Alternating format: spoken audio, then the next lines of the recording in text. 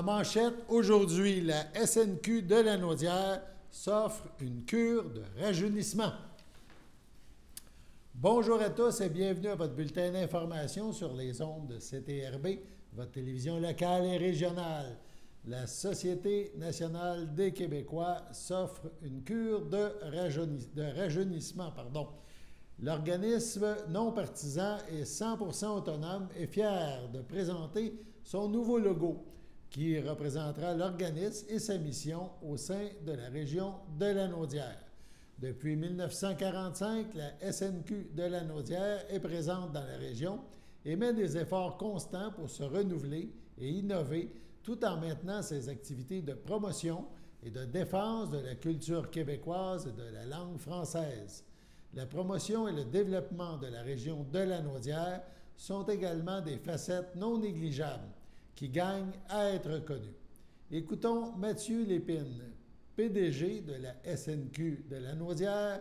Il nous parle de ce logo et de l'organisme. Je suis en compagnie de Mathieu Lépine, qui est le directeur général de SNQ Lanaudière. Bonjour Mathieu. Bonjour. Bonjour, merci de nous parler juste avant ton départ de vacances, mais c'est très, très gentil. Je t'interpelle aujourd'hui, dans le fond, sur deux sujets. Le premier sujet, vous avez décidé de changer un logo. Je pense que c'est dans la tendance aujourd'hui, 2022, de vouloir recréer une identité visuelle, de rajeunir les identités. C'est quoi qui a motivé votre décision de changer? En fait, ça faisait quand même plusieurs années qu'on avait le même logo. On voulait un logo plus intemporel, un logo plus propre à la région de Lanaudière, puis qui rappelle un peu notre essence de la SNQ. Comment la SNQ est partie, le côté patriotique qui est parti le mouvement. Fait qu'on s'est dit, qu'est-ce qui va là-dedans? Puis ce qui se rapproche le plus, qui est propre à Lanaudière, ben, c'est la ceinture fléchée.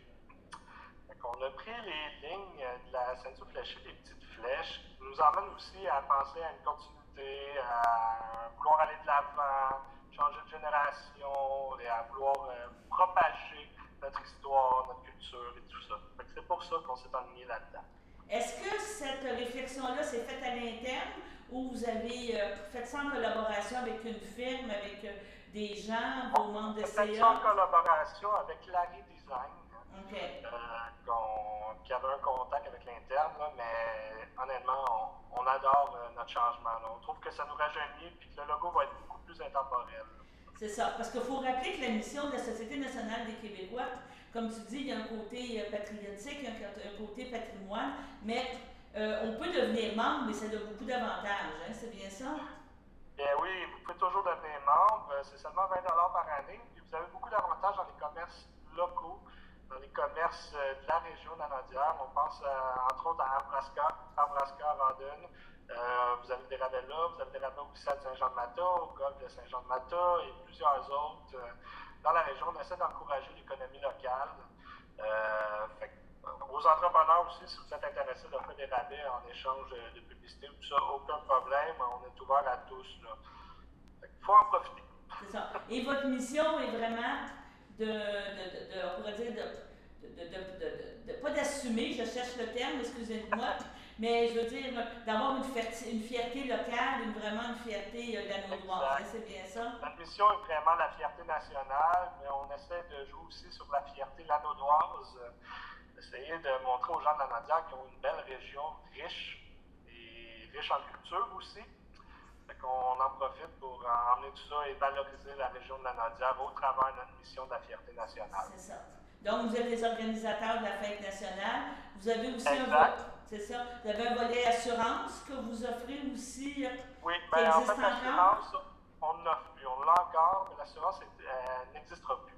Ah, OK. Le moment, ça, il n'y en a plus, mais on a aussi la résidence funéraire de Lanaudière à Saint-Charles-Borromée. On a la station-service Super Soir Shell sur la rue Baudry à Joliette. Si vous allez dans un kiosque Auto-Québec dans Lanaudière, ils appartiennent appartiennent à la SNQ Lanaudière. OK. Je vous invite à venir nous encourager pour la Ben c'est ça, oui, c'est important. Si vous voulez, dans le fond, encourager une entreprise encore là québécoise, puis que vous avez une mission avec ça, je pense que c'est important. Et le fait d'être membre aussi, ben vous pouvez avoir des rabais dans différentes entreprises. Donc, si on va avoir d'autres informations, là, j'imagine que toi, tu pars en vacances. Là. Merci de m'avoir fait l'entrevue. Est-ce que le bureau ferme pour les 2 semaines, comme on dit, de la construction, non, ou c'est en nos bureaux vont permanence? rester ouverts. Les OK. bureaux restent ouverts, mais il va toujours avoir quelqu'un ici. Fait que vous pouvez toujours nous appeler au 450-759-0100 ou simplement nous écrire un courriel info@snql.com ou encore visiter notre site web si vous voulez des informations www.snql.com. Donc, félicitations pour votre nouveau logo, puis on va le propager là, dans nos différentes médias, dans nos différentes informations. Merci. Ben, merci beaucoup. Merci. La semaine dernière, au vignoble Saint-Gabriel, CTRB a pu assister au vernissage des œuvres de Dominique Poitier, c'est ça, et de Thibaut Quinchon. L'association de ces 2 artistes a permis de présenter une exposition qui se veut une réflexion visuelle et sonore grâce à un parcours installé au vignoble Saint-Gabriel. On écoute et on regarde cette entrevue.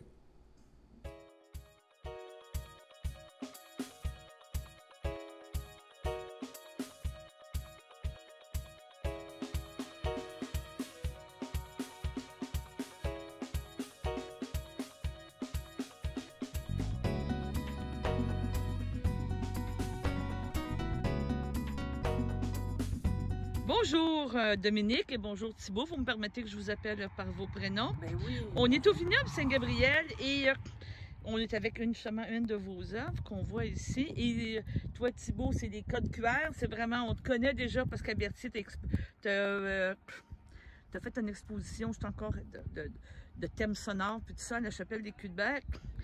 Qu'est-ce qui a créé votre rencontre? Première question. Qu'est-ce qui fait que vous avez élaboré ce projet-là ici? Eh bien, oh mon Dieu, ben, déjà l'amour de la nature. Moi, en art visuel, ça fait 2 ans que je travaille dans la nature et je fais des installations éphémères. L'an dernier, Thibaut m'a invité lors d'une exposition à Sainte-Mélanie. Et puis, c'est comme ça qu'on a fait connaissance. Puis, quand j'ai fait cette exposition, je me suis dit, ça serait merveilleux. J'avais envie de recollaborer avec Thibaut. Donc, je l'ai invité, il a dit oui. Et puis, ça a été une belle histoire d'amour. Et toi, bah, c'est ça, on a eu un bel échange l'année dernière. Puis, finalement, on s'est rendu compte que Dominique travaillait sur le paysage visuel et moi sur le paysage sonore et qu'il y avait comme un lien à faire entre les deux. Puis en fait, on a des sensibilités assez similaires. Donc ça s'est fait naturellement. qu'est-ce qui a motivé votre choix de venir ici, au vignoble Saint-Gabriel? Dans un endroit assez restreint, on va dire, on a 3 paysages différents. Donc c'est ça qui m'intéressait parce que c'est histoire de paysage. Donc on a un paysage avec la plaine du lac Masquinongé, un paysage dans la Pinède, ça c'est un paysage, on va dire, travaillé par la main de l'homme, et un 3e paysage, c'est dans la forêt. Donc je voulais avoir une sensibilisation sur l'espace, et ces 3 espaces aussi sonores différents. Ça c'est la partie de Thibaut. Et c'est ça, ta partie à toi, Thibaut, des paysages sonores, n'en déplaise à plusieurs personnes, mais on a une perte aussi à ce niveau-là. Hein. Les oiseaux, entendre les sons, on pourrait dire, l'urbanisation, quoi qu'on en pense, nous a fait perdre des sons, des auditions. Est-ce que tu penses que qu'est-ce que tu fais, ça devient patrimonial dans le sens qu'on récupère ces sons-là, on les garde, on peut les avoir comme héritage? Bah, c'est sûr que c'est une partie du travail qui m'anime et qui m'intéresse, le patrimoine, comme j'avais fait à Berthierville, aller rechercher les histoires de comment le paysage sonore a évolué. De manière générale, j'essaie de sensibiliser les gens à l'écoute de l'environnement justement et à prendre conscience de tout ça. Maintenant, ce projet-là, c'est un petit peu différent, il n'est pas vraiment sur le patrimoine, c'est vraiment plus des compositions sonores que je dirais comme un tableau, c'est comme des peintures, c'est-à-dire que c'est des sons que je viens imposer, que je transforme et que j'en fais des compositions en rajoutant de la musique. Donc c'est assez différent que ce que j'ai pu faire jusqu'à présent.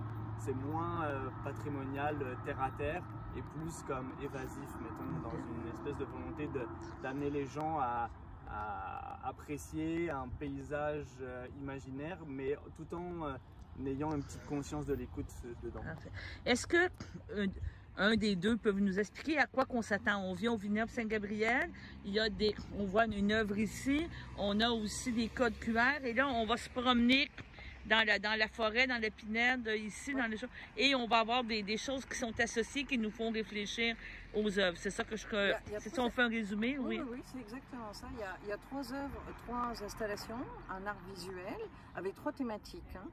Et à côté de chaque installation, il y a une pancarte avec des codes QR. Donc, on voit l'œuvre visuelle, plus avec notre cellulaire et les écouteurs, on peut écouter les créations de Thibaut.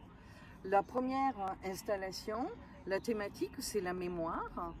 Et là, en juxtaposant en transparence un dessin de mon père qui a fait au pastel un paysage viticole de ma région natale, la Catalogne, on voit en transparence le paysage de la plaine du lac Masquinongé. Donc c'est 2 cultures qui se fusionnent. Donc en regardant ça, on peut écouter la création de Thibaut. Puis la deuxième installation... Ah, on parle de sonore. La deuxième installation, elle est à 2 minutes de marche dans la Pinède qui est derrière la maison. Là, la thématique, c'est l'imaginaire. Le même principe avec les codes QR. Et la troisième installation, c'est dans la forêt, à 3 minutes de marche aussi. Et c'est la résilience, avec un code QR aussi. Voilà. Et je voyais, on peut acheter des reproductions. C'est important, là, il faut le dire. Oui. Produits dérivés, parallèlement, pour garder en mémoire donc cette exposition, on a fait un tirage de cartes postales, 3 cartes postales qui représentent bien sûr les 3 installations, et à l'endos, il y a l'explication ainsi que le code QR. C'est-à-dire que les gens achètent les cartes postales, puis ils arrivent chez eux et tranquillement, dans le confort, dans une bonne écoute, non seulement ils voient les œuvres, mais ils peuvent écouter l'œuvre sonore de Thibaut, les œuvres sonores de Thibaut. Donc, on parle que ici, ça va être présenté jusqu'à la fin juillet, c'est bien ça? Jusqu'à 30 septembre. 30 septembre, OK, oui. D'accord. Tout va être présenté jusqu'au 30 septembre. Oui. Et par la suite, on remballe tout et on fait un autre projet. C'est vraiment éphémère pour ici. C'est ça, voilà. Bon, ben d'accord. Il y a une deuxième journée de médiation culturelle le 17 août. Parfait. Voilà. Ben, je vous remercie. Merci. Bonne exposition. Merci bien. Sur ce, allons à la pause.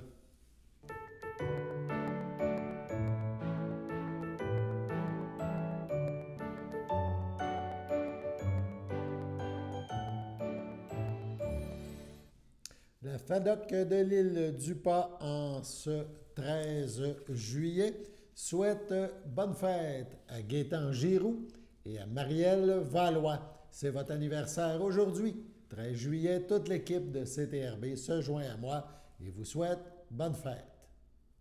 Cette année, c'est la Société récréo-touristique Paul Berthier, le SRPB, qui parraine le projet de nettoyage des berges dans la région. Une première activité a eu lieu lundi dernier. On regarde un extrait. Allô Jean-Pierre, comment ça va? On est aujourd'hui sur justement là, le quai pour la Société récréo-touristique qui fait la navette avec Saint-Barthélemy. Et toi, avec Zone Mayotte, bien, vous avez continué votre tradition du nettoyage des berges. C'est votre première activité cette année. Peux-tu nous expliquer pourquoi? OK, Daniel, c'est ça. En premier lieu aussi, c'est qu'il y a quelque chose de nouveau cette année.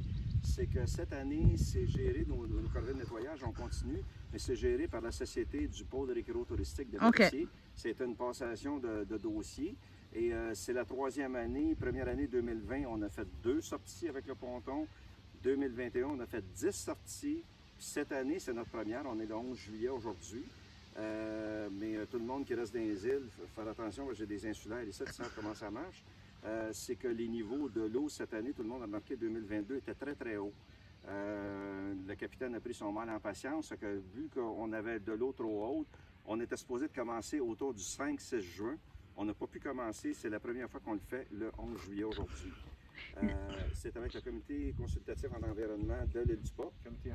Comité environnement de l'Île-du-Pas. Puis, comme vous voyez, la récolte était quand même intéressante. Tantôt, Daniel a pris des photos. Il y a déjà du stock dans le ponton. Et dans le ponton? Dans le conteneur. Dans le conteneur. Ça va être effacé. Alors, là, on continue. Je vais demander, parce qu'on est toujours très curieux à savoir c'est quoi le poids du stock qu'on a sorti. Et là, on a un nouveau système métrique qui s'appelle la tonne Arsenault ou le poids Arsenault. Donc, on va demander à Jean et à Claude à l'estimer. Là c'est le piège. À peu près combien de kilos qu'on a sorti à votre estimé? Allez-y, je vous laisse la main.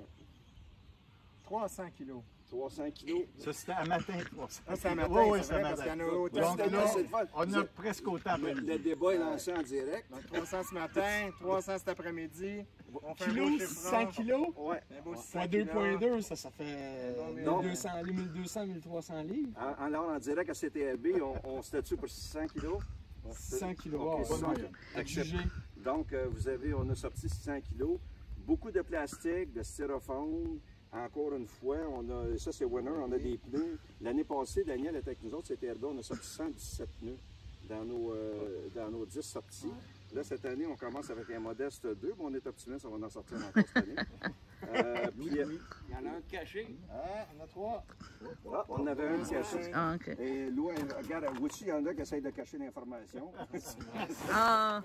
Mais moi, la question, là, tu as parti de qu'est-ce que tu avais fait l'an passé ici dans le coin pour aller plus loin. Mais est-ce que tu penses que les gens sont sensibilisés puis que ça jette de moins en moins? C'est juste ça.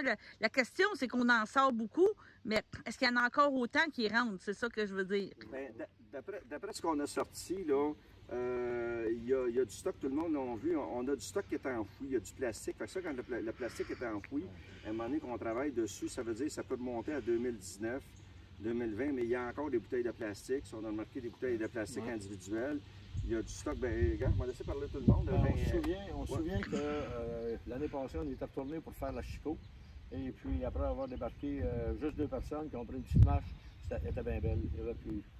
Oui, c'est ça. Il n'y avait plus de déchets, il n'y avait plus rien. Donc, celle-là, c'était réglé de ce côté-là. Oui, puis cette année, on va retourner pour voir, parce que s'il y a du stock sur la Chico, ça veut dire que là, ça sera du stock vraiment, vraiment nouveau de cette année parce qu'elle a été super bien nettoyée. On a fait l'année passée, on avait fait l'île à la Cavale. Oui. On a fait une bonne partie, on a fait le côté est de l'île du Pas, les 2 bords. On avait fait l'embouchure de la Chico. On avait fait l'île aux Vaches avec Carrefour Jeunesse Emploi. Oui. On avait été à la Serbie. On a fait le côté de l'île au Castor. Donc, on est intervenu dans à peu près tous les secteurs où est-ce que c'est difficile d'accès, mettons, au niveau de quand tu n'as pas des propriétés privées. Est-ce que c'était votre première expérience? Oui. Puis, comment tu as trouvé ça? Regardez. Mais veut dire... C'est une belle action, c'est une belle action. Oui, mais veut dire...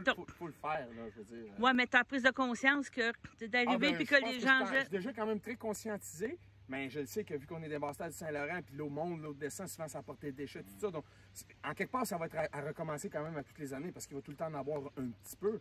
Mais on ose croire qu'avec les années, comme les pneus, je veux dire, ces pneus-là, ils ne reviendront plus. Là. Ils vont être. On espère. Mais oui, c'est important d'être sensibilisé à l'importance de jeter moins nos affaires puis de faire attention. Surtout ceux qui se promènent en bateau, tu sais, des fois en bateau. Mais c'est ça. Il y a du vent, il y a tout ça, donc tu sais, d'essayer de faire attention. Ou si tu vois quelque chose partir au vent, pas dire, wow, pas grave, mais non, t'arrêtes ton moteur, puis si t'es capable d'aller récupérer, vas-y le récupérer. Parce que on sait pas, ça peut être mangé par une quelconque bestiole ou. Donc, ouais, c'est important de ramasser nos choses et de faire attention à l'environnement. C'est l'importance. Monsieur... Vas-y, Jean-Pierre. Ouais. Ce qui donne, puis je te dis, Minage, ce que tu as dit, ce qui donne aussi beaucoup d'importance quand on dit on voit du styrofoam, on prend du styrofoam ou du plastique. Là, on sait que quand il va y avoir une prochaine crue des eaux, ce qu'on a ramassé, ce que la gang a ramassé, c'est ça de moins qui s'en va dans le golfe. Et que quand, à un moment donné, c'est le dernier les îles de l'archipel du Lac-Saint-Pierre, avant l'île d'Orléans, c'est le dernier tronçon, à un moment donné, où est-ce que ça bloque. Quand ça pogne le fleuve, après ça, ta colonne d'eau dans le Lac-Saint-Pierre, ça s'en va. Ça monte au l'océan. Exactement, ça s'en va. Puis là, on sait que, bon, dans les... mettons, par rapport à la faune ornithologique, les oiseaux, dans des mammifères marins, mettons, quand on parle des rorquals, puis tout le monde sont très sensibilisés, des rorquals qui viennent se promener ici des fois. Fait que c'est tous les mammifères marins qu'on a dans le golfe. Tout ce qu'on a ôté, ça fait ça de moins à un moment donné qui risque d'être gobé.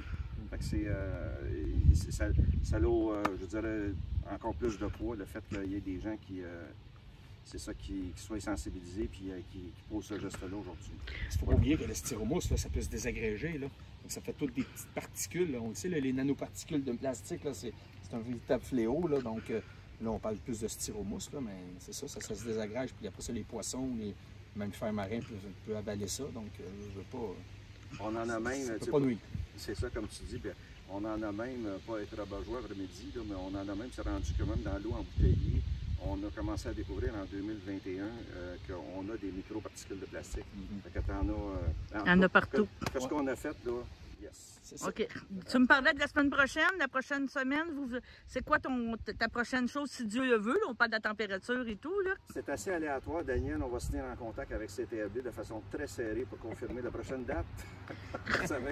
avec notre capitaine, d'ici la fin de la semaine, on va donner la prochaine date. Puis je veux remercier encore une fois le comité environnement de l'île du Pas pour leur patience, leur perspicacité, parce que c'était long, mais on a réussi à le faire aujourd'hui. Merci beaucoup, messieurs. C'est la troisième année qu'on participe. Depuis 2019 que le comité environnement qu'on a parti avec Jean-Pierre, Jeanne Bayane à l'époque pour faire ces activités-là. On en avait fait sur le bord de la rue en 2019, la première année. Là, on a fait une couple d'années qu'on participe avec le bateau pensant. Vous avez été les premiers. Avec Amélie, on avait commencé On souhaite continuer, le comité environnement souhaite continuer à appuyer cette activité-là, puis encourage les citoyens de l'île du Pas, d'une part, à faire attention puis à ramasser chez eux, devant leur résidence sur le bord de l'eau, et de participer aussi aux prochaines corvées qu'on pourra faire avec le comité. Monsieur le capitaine, en terminant, tantôt on parlait d'éducation, vous promenez à travers les plaisanciers la fin de semaine, là, quand que le bateau passe un port. Est-ce que les gens font attention maintenant, même les gens qui embarquent justement pour utiliser la navette, elles sont plus conscientisées à ça ou vous pensez qu'il y a encore beaucoup d'éducation à faire? Écoutez, on a une poubelle à bord, donc ils jettent à regarder. Il ne voudrait pas en voir un non plus parce qu'il y a rejoint de la poubelle. Mais qu'est-ce que je veux dire? Est-ce qu'on sent une sensibilité on pourrait dire des plaisanciers là, qui sont sur le fleuve? Pensez-vous que ça s'en vient de plus en plus? Ah oui, les gens font bien attention. On le voit, moi je suis le bateau est amarré à ma finale du Nord. On a un gros container qui est là, puis le camion, il y a le chauffeur, il vient de vider souvent. Non, les gens font bien attention. Ils font plus attention. Oui. Bon, ben on va vous souhaiter une prochaine cueillette. Toi, Jean-Pierre, on te suit encore dans ta récolte d'objets. Puis juste pour finir, on doit toujours être fin avec ceux qui nous permettent de réaliser ça. On a EBI Environnement qui sont un partenaire indéfectible qui amène le conteneur. On a la Fondation Justine Guindon qui nous a aidés, aussi financièrement pour la Société du pôle de récréation touristique de Berthier. On a le Pacte rural, la MRC d'Autrey, puis pour la diffusion de l'information, on a CTRB qui est là avec nous autres cet après-midi. Parfait. Ils sont un partenaire aussi. Merci beaucoup, Daniel. Merci beaucoup encore. L'arrivée de la 7e vague de la COVID-19 en pleine période estivale amène Héma-Québec à lancer un appel urgent aux donneurs de sang et aux personnes qui n'ont encore jamais tenté l'expérience de relever leur manche. Pour répondre aux besoins des centres hospitaliers, Héma-Québec devra prélever 500 dons de plus chaque semaine au cours des prochaines semaines. Les besoins concernent tous les groupes sanguins, plus particulièrement le groupe ORH négatif, le ARH positif et le ARH négatif. L'expérience a démontré que l'été, il est toujours difficile de maintenir la réserve de sang de manière optimale. Afin de faire face aux contraintes liées à la pandémie et aux vacances estivales, la prise d'un rendez-vous demeure la meilleure façon de bien planifier un don de sang. Héma-Québec invite en outre les donneurs à respecter ce rendez-vous et en cas de contretemps, de prendre le temps de l'annuler afin de laisser les plages horaires disponibles pour d'autres donneurs. Dans le contexte actuel, Héma-Québec fera preuve de la plus grande flexibilité possible pour les donneurs se présentant sans rendez-vous. Chaque don compte car il peut sauver 3 vies. Il est possible donc de prendre rendez-vous en se rendant à l'adresse web suivante, ema-québec.qc.ca, aucun accent, québec.qc.ca ou en téléphonant au 1-800-343-7264 Avant de se présenter à une collecte, il est possible de vérifier son admissibilité auprès du service clientèle pour les donneurs au 1-800-847-2525. Sur ce, allons à la pause.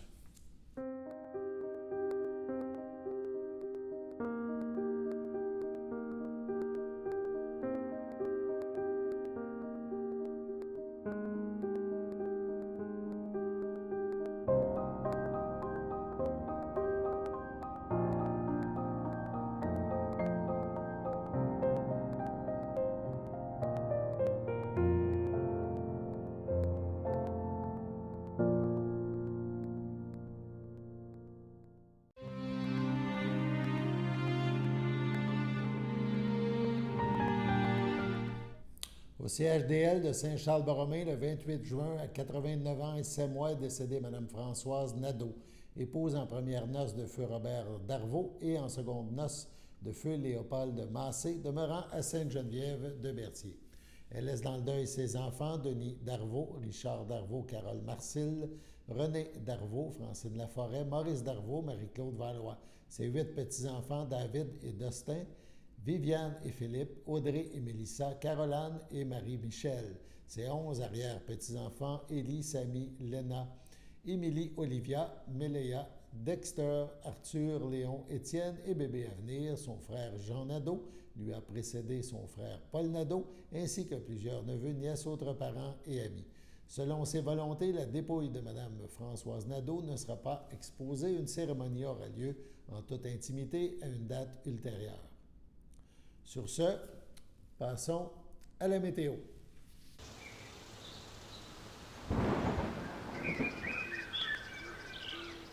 Bienvenue à cette météo du mercredi. Cet après-midi, nous avons un temps généralement ensoleillé avec une température de 25 degrés, un temps ressenti de 28 degrés. Mercredi soir, c'est un ciel variable, une température de 23 degrés, un temps ressenti de 26. Mercredi nuit, c'est un temps nuageux avec éclaircies, une température de 16 degrés, un temps ressenti de 16 degrés. Jeudi matin, c'est nuageux avec averse, une température de 17, un temps ressenti de 17.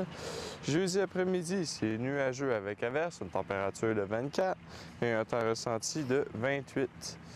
Jeudi soir, c'est un ciel variable, une température de 21, un temps ressenti de 23. Et voilà, c'était tout pour votre météo. Voilà donc pour votre bulletin d'information en ce 13 juillet. À la belle humeur au pépitre sur les ondes de votre télé locale et régionale, CTRB. On vous invite à être des nôtres demain pour la prochaine édition du bulletin d'information à CTRB. Bonne fin de soirée, bonne fin de journée et à demain.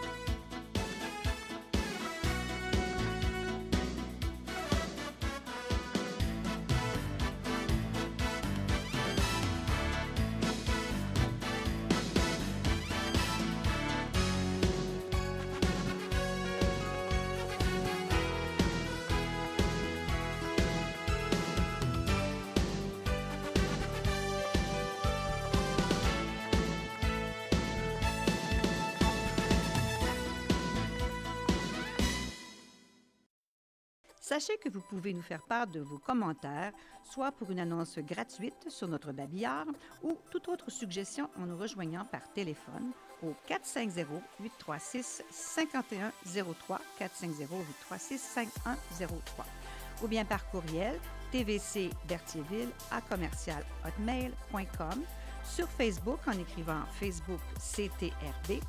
Et surtout, n'hésitez pas à visiter notre chaîne YouTube afin d'y retrouver une grande partie de notre programmation sur YouTube CTRB.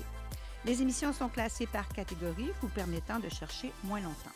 Vous pouvez aussi cliquer sur le rectangle rouge « S'abonner » pour être à l'affût des dernières émissions enregistrées.